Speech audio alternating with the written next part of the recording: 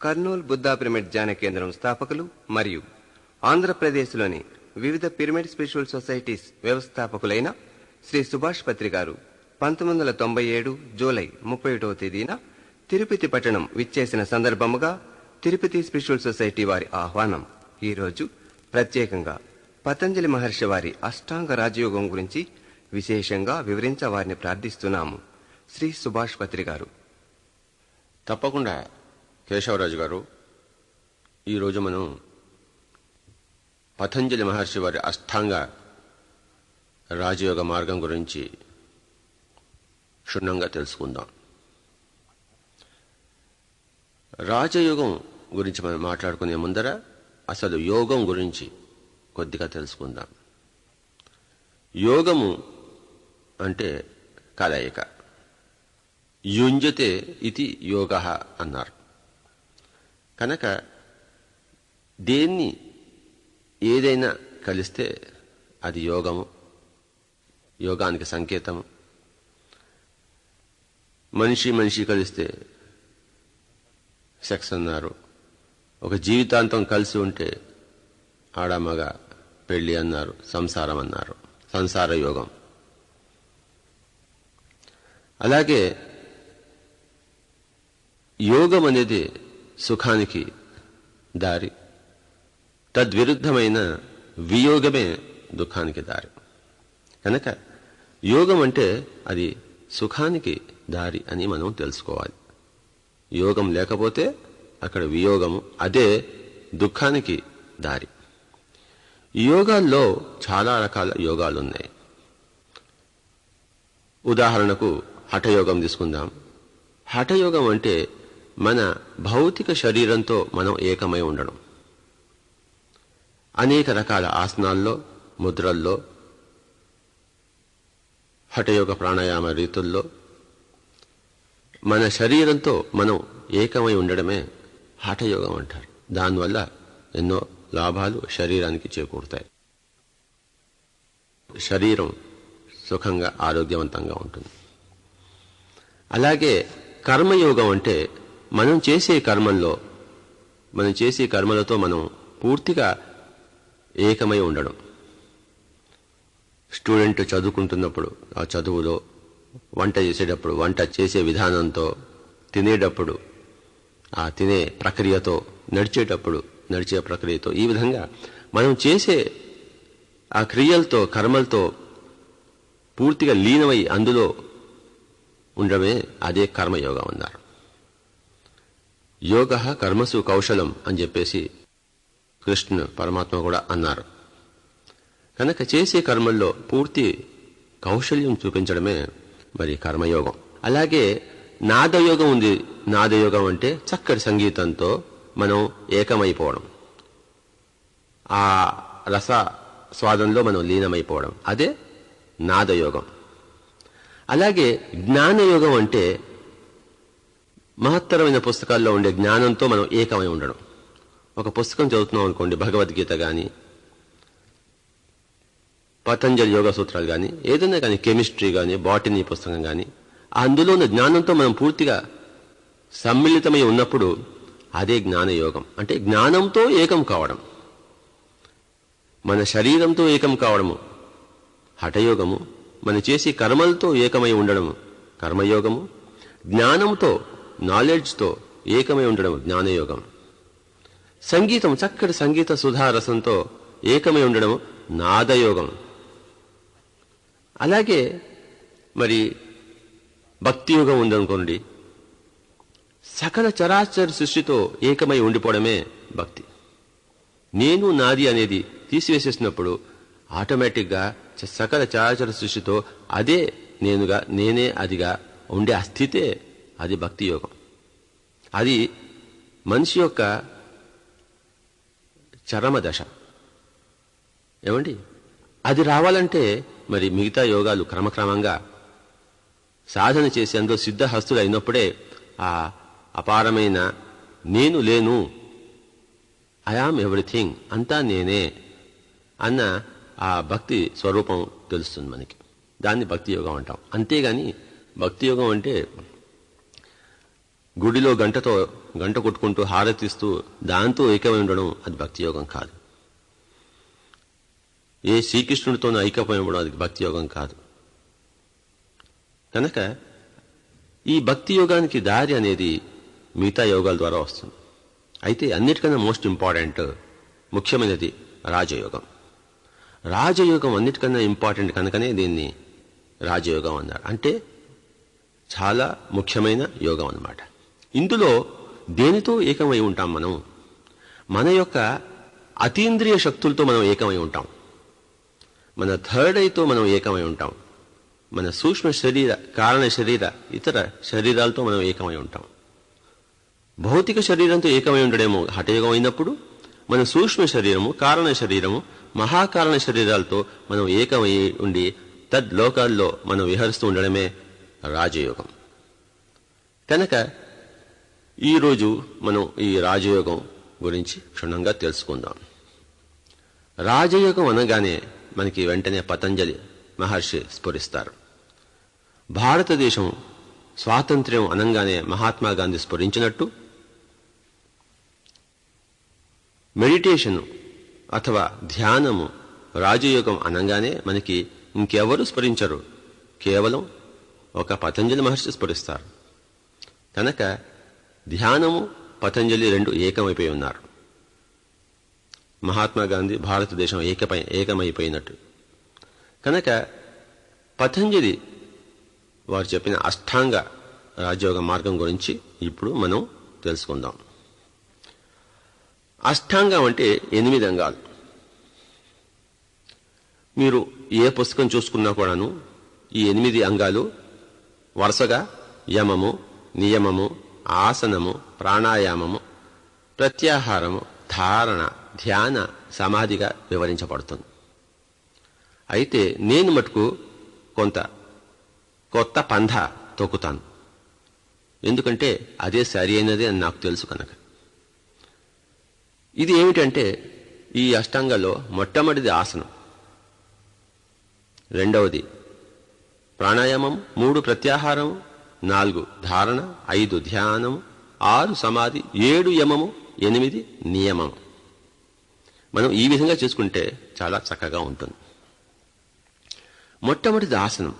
మనిషి ఏ స్థితిలో ఉన్నా సరే, ఎలాంటి హీన చరిత్రుడైనా సరే వెంటనే రాజయోగానికి ఉపక్రమించాలి. అంతేగాని మన దగ్గర దుర్గుణాలుంటే మనం ధ్యానం చేయకూడదు, రాజయోగం చేయకూడదు అనేది చాలా హాస్యాస్పద విషయం. ఎందుకంటే మన దగ్గర సుగుణాలుంటే రాజయోగమే అనవసరం. రోగి అయినప్పుడే డాక్టర్ కానీ ఔషధం కానీ అవసరం. రోగి కాని వాడికి డాక్టర్ అక్కర్లేదు, ఔషధం అక్కర్లేదు. కనుక దుర్గుణాలు ఉన్నవాడే రాజయోగం మొదలు పెట్టాలి. కనుక యమ నియమాల్లో సిద్ధహస్తుడైన వాడికి రాజయోగం అనవసరం.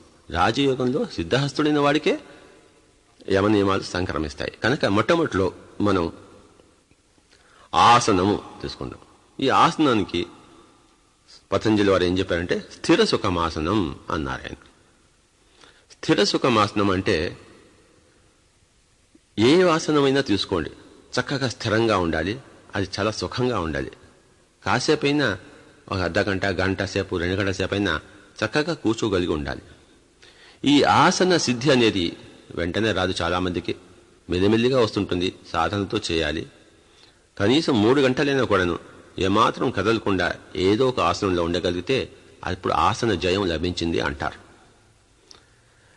కానీ మనకి వీలైనంత ఎప్పుడు కూడాను ఆసనంలో మనం సాధన చేస్తూ ఈ ఆసనంలో కూర్చోవాలన్నమాట. అది ఆసనం. తర్వాత రెండవది ప్రాణాయామం. కూర్చున్న తర్వాత ఏం చేయాలి? చక్కగా చేతులు కలిపి పట్టుకోవాలి, కళ్ళు మూసుకోవాలి. తర్వాత ప్రాణాయామం అంటే శ్వాస మీద ధ్యాస.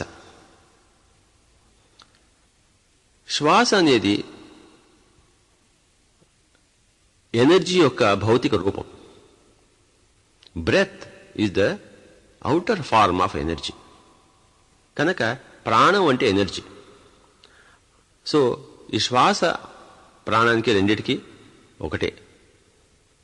కనుక శ్వాస మీద ధ్యాస పెట్టడమే ప్రాణాయామము అన్నారు.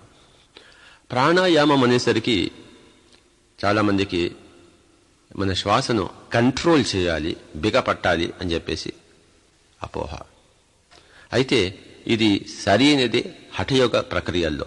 రాజయోగ ప్రక్రియలో మటుకు ఇందులో కంట్రోల్ ఏమీ లేదు. ఇది శ్వాస మీద ధ్యాస పెట్టడం అంతే. మన పూర్తి ఏకాగ్రతను శ్వాస మీద పెట్టడం. ఏ విధమైన ఇతర ఆలోచన లేకుండా దేవుడి గురించి గాని, గురువు గురించి గాని, విగ్రహ రూపం గురించి గాని, మన ప్రపంచ సమస్యల గురించి గాని, దేని గురించి కూడాను ఆ సమయంలో మనం ఆలోచించకుండా మన పూర్తి ఏకాగ్రతను శ్వాస మీద పెట్టడం. దీన్ని ఏమంటారంటే సుఖ ప్రాణాయామం అంటారు. ఇందులో కుంభకం అనేది ఉండదు, కేవలం రేచక పూరక మాత్రమే. దీన్నే బుద్ధుడు ఆనాపానసతి అన్నాడు. ఈ సుఖ ప్రాణాయామాన్నే బుద్ధుడు ఆనాపానసతి అన్నాడు. కనుక ఈ సుఖ ప్రాణాయామం అన్న ఆనాపానసతి అన్న రెండూ ఒకటే. చక్కగా శ్వాస మీద ధ్యాస ఉంచడం, ఇది రెండవది. ఇకపోతే మూడవది ప్రత్యాహారము. ప్రత్యాహారం అంటే ప్రతి ప్లస్ ఆహారం. ప్రతి అంటే ఆపోజిట్, అంటే వేరే, మనం ఆపోజిట్ అన్నమాట. బయటికి పోయే ఇంద్రియాలు తిరిగి లోపలికి మళ్లించడమే ప్రత్యాహారం. మన జ్ఞానేంద్రియాలతో మనం ప్రాపంచిక విషయాల నుంచి ఆహారం అంటే సంకేతాలను గ్రహిస్తున్నాం. వీటిని లోపలికి ప్రసరించి అంతర్ విషయాల నుంచి, అంతర్ ప్రపంచం నుంచి సంకేతాలను గ్రహించడమే, పర్సెప్షన్స్ తీసుకోగలగడమే ప్రత్యాహారం అంటే. ఎప్పుడైతే మనిషి చక్కగా శ్వాస మీద ధ్యాస పెట్టాడో వెంటనే ఆలోచనలన్నీ పోతాయి. ఈ ఆలోచనలన్నీ పోయినప్పుడు, నిర్విషయ స్థితి వచ్చినప్పుడు లోపలి విషయాలు చూడగలుగుతాం, లోపలి విషయాలు వినగలుగుతాం. కనుక దీన్నే ప్రత్యాహారం అంటారు. రకరకాల అనుభవాలు వస్తూ ఉంటాయి. ముఖ్యంగా ఆడవాళ్ళకి తొందరగా వస్తాయి అనుభవాలు, పిల్లలకి ఇంకా తొందరగా వస్తాయి. మరి మగవాళ్ళకి కొంచెం ప్రాపంచికంగా ఎక్కువ దుమ్ము ఉంటుంది కనుక కొంత ఎక్కువసేపు ఈ శ్వాస మీద ధ్యాస పెట్టాలి. అప్పుడే ప్రత్యాహార స్థితిలోకి తొందరగా చేరుకుంటారు. ఇది ప్రాక్టీస్ చేస్తుంటే అంతర్ విషయాలు చూస్తుండగా ఇంకా మనం 4వ స్టేజ్లో మనం ఎంటర్ అవుతాం అన్నమాట. దాన్నే ధారణ అన్నారు, అంటే కాన్సన్ట్రేషన్. ఈ కాన్సన్ట్రేషన్ అంటే ఏకాగ్రత అనేది మనం అంతర్ విషయాల్లో చూస్తున్నప్పుడు, అంటే మన అంతరేంద్రియాలు ఉత్తేజితమై అంతర్ విషయాలు సంగ్రహిస్తున్నప్పుడు ఏ చెట్టు, ఏ మబ్బులో, ఏ లైటో, ఏ నక్షత్రాలో ఏ అనుభూతి అయితే మనకి కళ్ళు మూసుకుని శ్వాస మీద ధ్యాస పెట్టినప్పుడు కలుగుతున్నాయో వాటి మీద మనం పూర్తిగా ఏకాగ్రతగా గమనించడం అనేదే ధారణ. చాలా మంది చాలా పుస్తకాల్లో ధారణ అంటే ఇంకా ప్రత్యాహారం ముందు స్టేజ్ లాగా ఏదో ఆలోచనలో కాకుండా ఏదో ఒక దాని మీద కేంద్రం చేయడం అనుకుంటారు. కానీ వాళ్ళు మౌలికంగా ఇది ప్రత్యాహారం అయిపోయిన తర్వాత స్థితి అని వాళ్ళకి తెలియదు. అంటే మైండ్ ఖాళీ అయిపోయిన తర్వాత అంతర్ విషయాలు గ్రహిస్తున్నప్పుడు, అంతర్ విషయాలు వీక్షిస్తున్నప్పుడు ఆ అంతర్ విషయాల మీద మనం ఏం చూస్తున్నాం, కళ్ళు మూసుకుని ఏం అనుభవిస్తున్నాం, దాని మీద ఏకాగ్రత చూపించడమే ధారణ. ఇది చేస్తుంటే కొన్ని రోజులకి ధ్యానము మొదలవుతుంది. ధ్యానం అంటే ధి ప్లస్ యానము. ధి అంటే సూక్ష్మ శరీరాది సముదాయం. చెప్పాను కదా నేను ఇందాక. రాజయోగం అంటే మన సూక్ష్మ కారణ మహాకారణ శరీరాలతో ఏకమై ఉండడం అని చెప్పేసి. కనుక ఆ స్థితి ఇప్పుడు కలుగుతుంది అనమాట. అంటే మన సూక్ష్మ శరీరంతో మనకి అనుభవాలు మొదలవుతాయి, కారణ శరీరంతో అనుభవాలు మొదలు అవుతాయి, ఇంకా దీర్ఘంగా మన మహాకారణ శరీరంతో అనుభవాలు మొదలవుతాయి. వాటితో ఏకమై ఉంటాం. అంటే స్థూల శరీరాన్ని వదిలిపెట్టేస్తాం. అంటే అంతర్ విషయాల్లో మన కేంద్రీకరణ చేసినప్పుడు, అంటే ఆసన ప్రాణాయామ తర్వాత ప్రత్యాహారం జరిగి లోపల అంతర్ విషయాల్లో మనం కాన్సన్ట్రేట్ చేస్తున్నప్పుడు మన ఆస్ట్రల్ బాడీ రిలీజ్ అవుతుంది, మన సూక్ష్మ శరీరం విడుదలవుతుంది. అప్పుడు మనకి సూక్ష్మ శరీర యాత్రలు మొదలవుతాయి.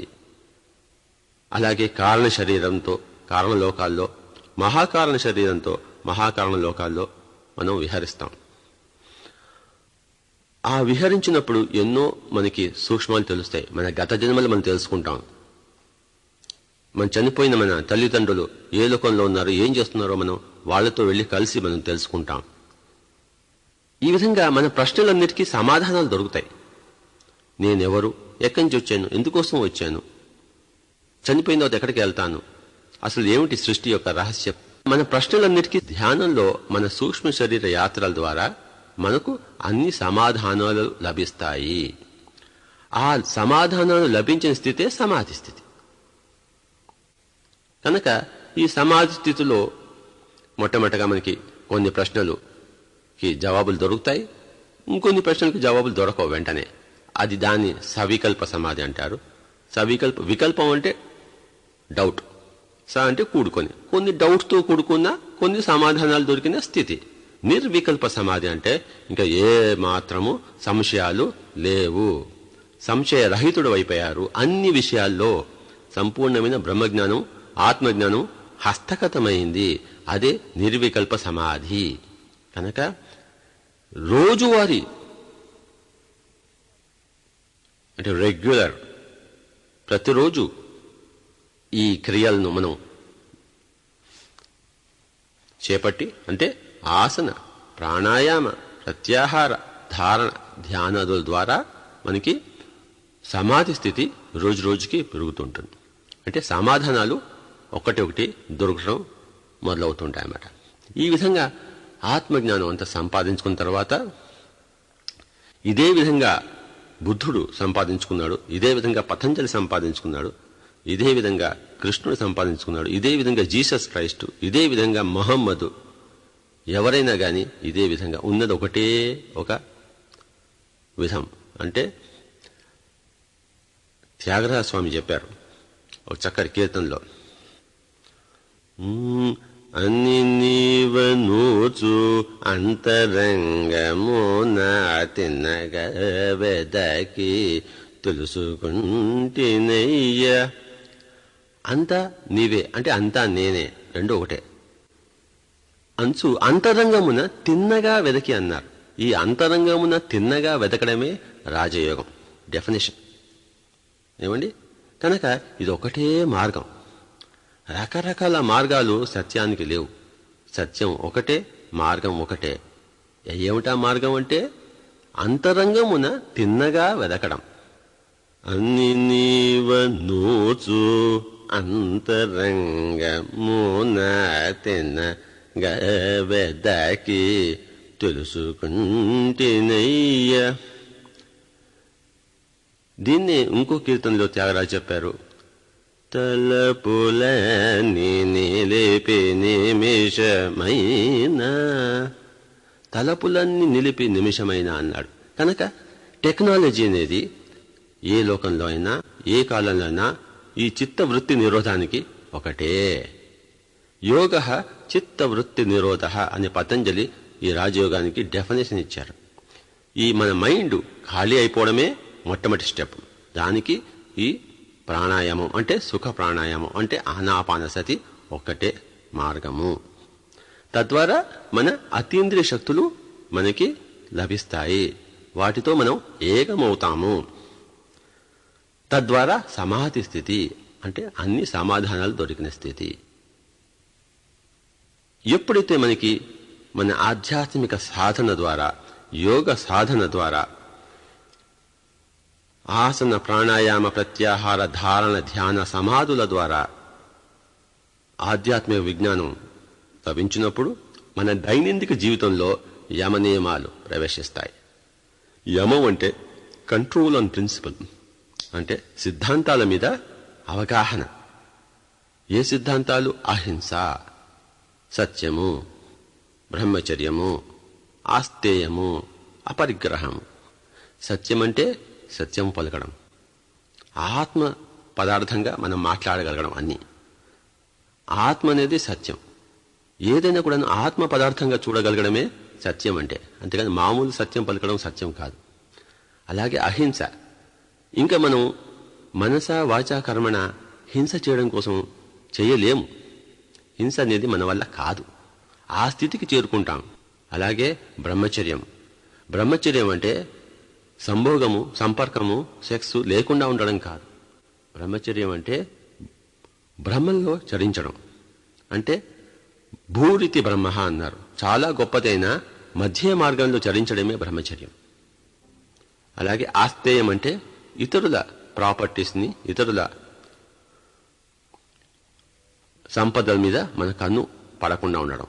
అలాగే అపరిగ్రహం అంటే మనకి అనవసరమైనది కొంచెం మోతాదులో అయినా సరే మనం తీసుకోకుండా ఉండడం ఇంకొకరి దగ్గర నుంచి. ఈ విధమైన చక్కటి మౌలిక ఆధ్యాత్మిక ప్రాపంచిక సిద్ధాంతాల మీద మనకి అవగాహన వచ్చి వాటిలో మనం చక్కగా సిద్ధమవుతాం. అదే యమం అంటే. అలాగే మన దైనందిక జీవితంలో నియమాలు చోటు చేసుకుంటాయి. చక్కటి నియమాలు అంటే శౌచము, చక్కగా క్లీన్గా ఉంటాం అన్నమాట. మన మాటలు, మన చేతలు, మన వృత్తి, మన జీవిత విధానము, మన ఆలోచన సరళి క్లీన్గా ఉంటాయన్నమాట. దాన్ని శౌచము అంటారు. సంతోషం, ఎప్పుడూ సంతోషంగా ఉంటాం.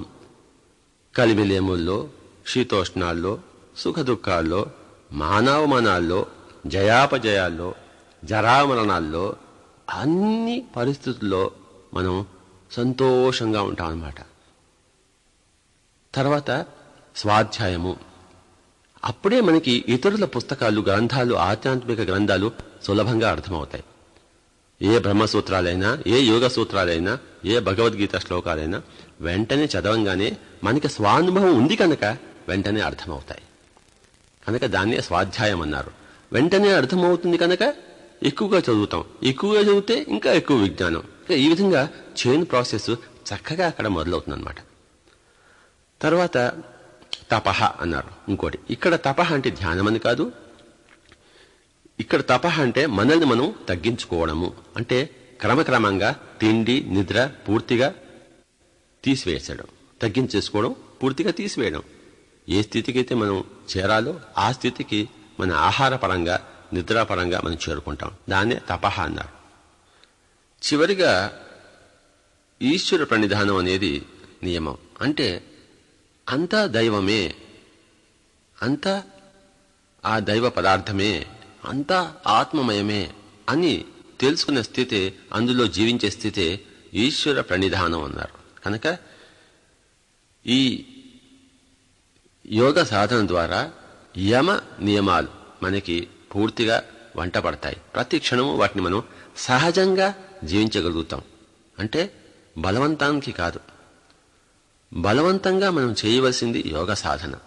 బలవంతంగా యోగ సాధన కొన్ని రోజులు చేస్తే ఆ తర్వాత యోగ సాధన అనేది మన చిత్త ప్రవృత్తి అయిపోతుంది. తనంతట తాను అది యోగ సాధన చేస్తూ యమ నియమాలు అని చెప్పేసి మనకి జీవితంలో ఆటోమేటిక్గా వచ్చేస్తాయి, సహజంగా వచ్చేస్తాయి. చిన్నపిల్లలు పెరిగి సహజంగా పెద్దవాళ్ళైనట్టు సహజంగా యోగ సాధన ద్వారా మనం సిద్ధులమైపోతాం. ఇదే సహజమైన సిద్ధ మార్గం.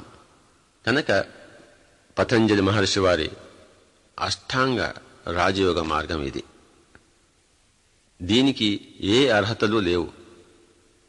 భగవద్గీతలో కృష్ణుడు చెప్పినట్టు అపి చేతసి పాపేభ్యః సర్వేభ్యః పాపకృత్తమః సర్వం జ్ఞాన ప్లవేనైవ వృజినం సంతరిష్యసి. అంటే నువ్వు మహాపాపాత్ముడి కన్నా ఇంకా ఎంతో పాపాత్ముడు అయినా ఆ పాపం అంతా కూడాను ఒక్క జ్ఞాన వీచికతో తొలగిపోతుంది అన్నారు ఆయన. కనుక యోగ సాధన అనేది ఎలాంటి పరిస్థితుల్లో ఎలాంటి మనిషికైనా వెంటనే అవశ్యం చేయాలి. అప్పుడే ఆ యోగ సాధన ద్వారా ఆత్మజ్ఞానం సంతరించుకొని మన దైనందిక జీవితం కరెక్ట్గా చక్కగా ఉంటుంది. అప్పుడే మనకి ఆరోగ్యము, శారీరక ఆరోగ్యము, మనస్సుకు ప్రశాంతి, బుద్ధి కుశలత, దీర్ఘమైన ఆయుష్, చక్కటి సాంఘిక స్ఫూర్తి, ఆర్థిక లాభం, ఇవన్నీ కూడాను కలుగుతాయి. యోగి అయినవాడే నిజమైన భోగి కాగలడు. యోగి కానివాడే రోగి, నిత్య రోగి. యోగము ద్వారా రోగం పోతుంది, భోగం వస్తుంది. యోగేశ్వరుడు భోగేశ్వరుడు. కనుక ఈరోజు మరి పతంజలి మహర్షి వారి అష్టాంగ రాజయోగ మార్గం మనం తెలుసుకోవడం చాలా ఆనందమైన విషయం. Pyramid spiritual society, Buddha pyramid spiritual society వారి కార్యక్రమమే ఈ అందరినీ యోగ సాధకులుగా చేయడం. బుద్ధ మార్గం వేరే, పతంజలి మార్గం వేరే, జీసస్ క్రైస్ట్ మార్గం వేరే అన్నవారు వాళ్ళు మూర్ఖులు. వాళ్ళకి ఏమీ తెలియకుండా మాట్లాడుతుంటారు. యోగ సాధకులు కాని వాళ్ళు యోగ సాధన గురించి మాట్లాడుతుంటారు. కనుక ఈ విషయంలో పిరమిడ్ స్పిరిచువల్ సొసైటీ వారు ఒకటే ఒక ప్రణాళిక ఏమిటంటే, ప్రతి మనిషి కూడాను ధ్యాని కావాలి, ధ్యాని అయి యోగి కావాలి, యోగి అయి ఋషి కావాలి, అందులో రాజర్షి కావాలి, బ్రహ్మర్షి కావాలి. ఇదే మరి మనమంతా ఈ జీవితంలో చేయడం కోసమే పుట్టాం. ఇది చేస్తేనే ఈ జన్మ ఆఖరి జన్మ అయ్యేది. దీన్ని మనం చేపట్టకపోతే, లేకపోతే ఈ సాధనలో కొంచెం జాప్యం అన్నా చేస్తే పునరపి జననం పునరపి మరణం అనేది జరుగుతూనే ఉంటుంది. మనం ఏది కావాలంటే అది సాధించగలం. మన శక్తి అపారం, అనంతం. కనుక మన అనంతమైన శక్తిని మన శ్రేయస్సు కోసం, మన నిత్య ప్రేయస్సు కోసం మనం వినియోగించుకుంటే, మనం చక్కగా ఉంటే, మనం చూసి మన కుటుంబ సభ్యులు, మన మిత్రులు, మన చుట్టుపక్కల సంఘం అంతా మనల్ని చూసి నేర్చుకుని వాళ్ళు చక్కగా ఉంటారు. ఇదే లోక కళ్యాణానికి ఏకైక మార్గము.